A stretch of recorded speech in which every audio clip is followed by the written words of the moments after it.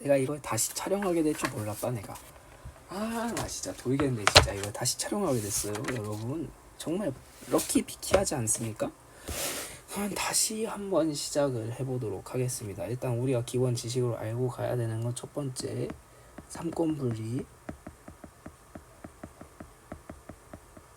두 번째 법의 체계, 그 다음에 각 부의 수장들이라는 걸 먼저 알고 가야 돼. 일단 삼권분립 먼저 볼게. 삼권분립 많이 들어봤을 거야. 우리나라엔 부처가 3개가 있어. 행정부가 있고, 입법부가 있고, 사법부가 있어.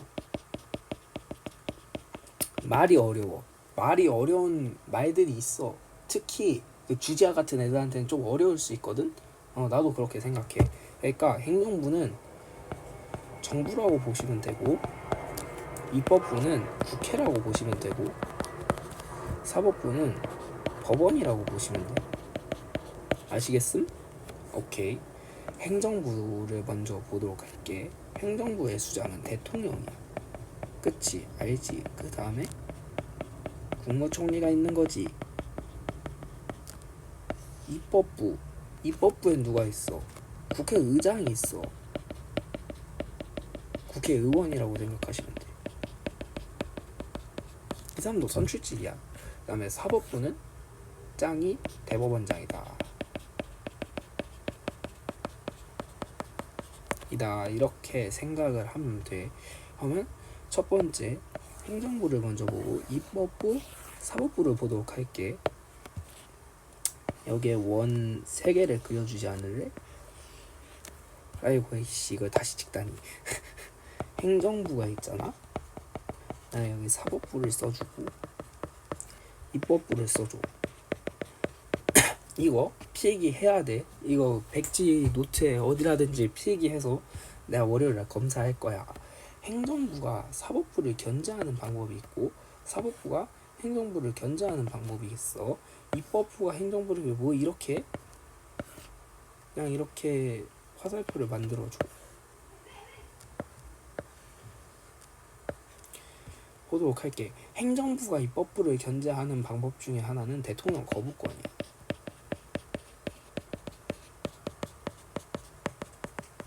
그 뭐라 부르냐면 법률안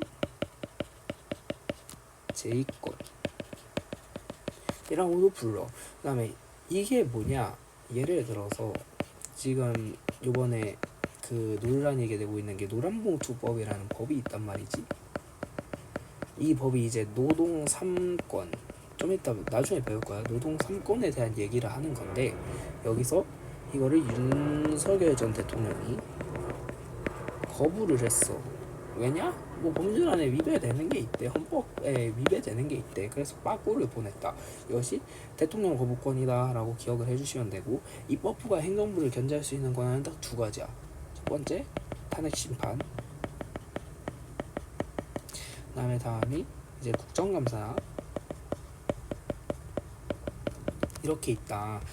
탄핵은 일단 알 거야. 탄핵, 누군가가 이제 없어진다, 자리에서 공석이 된다, 이런 뜻이거든. 탄핵심판, 예를 들어서 2017년에 박근혜 전 대통령 탄핵심판, 그 다음에 2025년에 윤석열 전 대통령 탄핵심판, 이렇게 총 2가지가 있다라고 예시를 보면 돼. 국정감사는 무엇이냐? 국정감사, 말이 어려울 수 있거든. 국정을 감사, 관찰한다, 이런 뜻이야. 그러니까 내가 유튜브를 보면은 내가 이거 짜증나는 거거든. 라고 쳐보면 여기 이제 뭐 개판하는 싸움이 있어. 뭐 위증 뭐 이러면서 이 개판하는 싸움이 있어. 이것이 국정감사야. 국정감사의 정확한 뜻이 뭐냐면, 우리나라는 18개의 부가 있거든. 예를 들어서 뭐 교육부가 있겠고, 국방부가 있을 거잖아. 국방부, 뭐 여가부, 뭐 여러 부서들이 있을 거야. 그때 이제 국회에서는 몇 명씩 이제 딱 정해놔. 위원회라고 해서, 여기는 뭐 여가부 위원회입니다 라고 하면 여성 가족에 관련된 법률을 여기서 이제 심판을 하면서 이제 검토를 하면서 법률을 위에 올리는 곳이 있거든. 근데 여기서 이제 뭐 장관을 불러다가 니 뭐 잘못했어 뭐 이런 거 까발리는 곳이야. 뭐 유튜브 궁금하면 유튜브 쳐봐. 종국이는 알 거야. 그리고 사법부가 행정부를 견제할 수 있는 거는 이제 명령, 규칙, 심판권이다. 언이라도 보면 돼. 우리가 여기서 볼 거 법의 체계를 먼저 보면은 법은 삼각형을 그려주고 맨 위에 헌법이 있고 여기에 이제 법률이 있고 여기 규칙이나 명령은 이제 대통령이 내는 거고 규칙은 지자체장이 내는 거거든. 이런 것을 심판할 권리를 법원이 가진다라고 기억을 해주시면 돼. 행정부가 법원을 견제할 때는 여러 가지가 있어. 뭐 대법원장도 이 새끼가 임명을 하고 뭐 여러 가지가 있지만 교과서에 나온 것을 보면은 뭐라 나와 있냐면 대법관 임명권, 사명권 이렇게 나온다. 대법관이 뭐냐?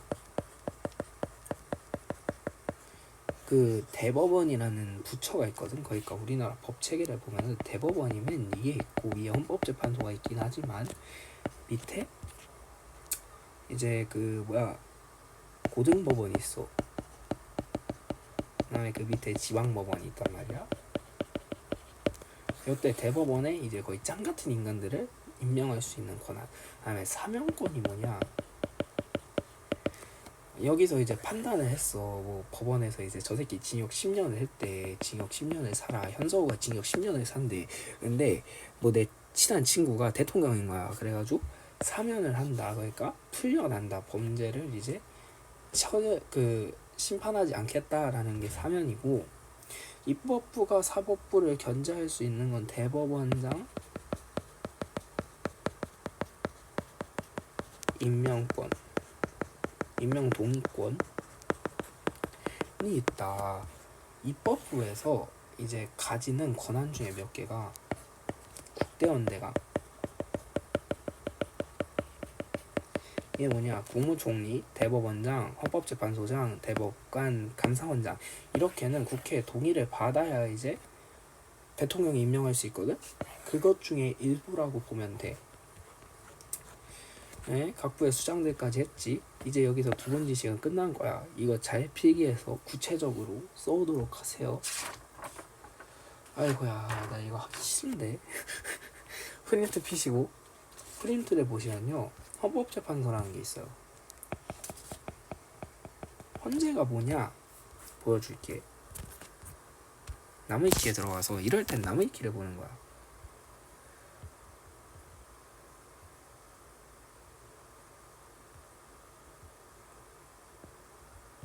아우, 근데 이 타자 진짜 놓친다. 이거거든. 헌법재판소를 보면은 이제 어디 갔어? 헌재라고도 불리고 이제 뭐 여러 가지 일을 하는데요. 첫 번째가 위헌법률 심판에 대해서 하고,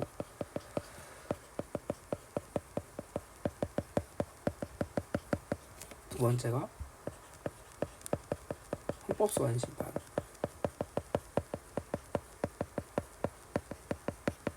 세 번째가 탄핵 심판. 이런 거를 담당하는 곳이거든. 그래서 우리는 이걸 신청하는 당사자가 누구냐를 봐야 돼. 위헌법률 심판의 경우에는 법원에서 제청을 하는 거고, 헌법소원 심판은 소송의 당사자가 하는 거야. 그 다음에 탄핵 심판은 국회에서 법제사법위원장이 하는 것이다 라고 생각을 해주시는데, 그냥 여기서 국회가 한다라고 알아주면 될 것 같아. 먼저 보도록 하자. 위헌법률 심판. 이 두 개는 결이 비슷해. 그러니까 뭐 국회에서 어떤 뭐 이런 법을 썼다 치자. 뭐 예를 들어서 현서구가 죽어야 한다라는 법이 있어. 근데 여기서 이제 예시를 가정을 해보면 여기에 이제 내가 만약 이제 피고인이야. 여기 법원이 있을 거고, 이제 여기에 헌법재판소가 있겠지. 이때 어디 갔어? 피고가 판사를 거쳐서 헌재로 이 법률이 부당합니다라고 말하는 게 이제 위헌법률 심판이다라고 말하는 거야. 그런데 헌법소원 심판의 경우 피고에서 헌재로 바로 넘어간다는 거지. 여기서 빠꾸를 당한 경우에 위헌법률 심판, 헌법소원 심판이 일어난다는 걸 보면 되고, 여거의 예시는 동성농본이 있어. 너네들 응답하라 1988을 보면은 보라랑 이름이 기억이 안 나. 그 누구야? 그 잘생긴 놈 한 명 있어. 의사 새끼. 걔가 있는데 얘네 둘 다 김씨야. 김씨인데 동성공범이 뭐냐면 같은 씨를 가진 사람끼리 결혼을 하면 안 된다라는 법이거든. 이 위법으로 판단이 난 거야. 예를 들어서 뭐 현석우가 있고 뭐 현씨 누구 있냐, 현우진이 있어. 남자지만 여자라고 쳐 그냥. 둘이 결혼을 하라 해. 아씨 기분 나빠. 어쨌든 결혼을 하라 해. 그럴 때 이게 안 됐는데 이게 폐지가 됐다. 뭐 때문에? 위헌법률 심판 때문에 라고 생각을 하시면 돼요. 헌법소원 심판에 보면요, 두 개가 있어요. 권리구제형이 있고, 그 다음에 헌법소원형, 위헌법률형이 있어요.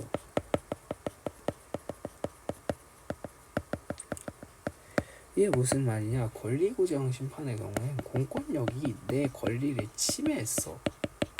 예를 들어서 뭐 내가 장애인인데 원래 군대를 가지 말아야 하는데 국방부에서 군대를 처음 넣었다 하자. 그때 공권력이 침해된 상황을 기린 거잖아. 그러니까 공권력이 침해했을 때 이거 부당해요 라고 말할 수 있는 게 헌법소원 심판 중에서 권리구제형 헌법소원 심판이다 라고 말할 수 있다. 위헌법률 심판형은 아까 말했던 위헌법률 심판과 같지만 소송의 당사자가 진행을 한다라는 점에서 다른 거지. 이 당사자를 잘 기억해야 돼. 탄핵심판의 경우 이제 어떻게 있냐, 여기 국회가 있어요. 예를 들어보자. 여기에 이제 헌재가 있어.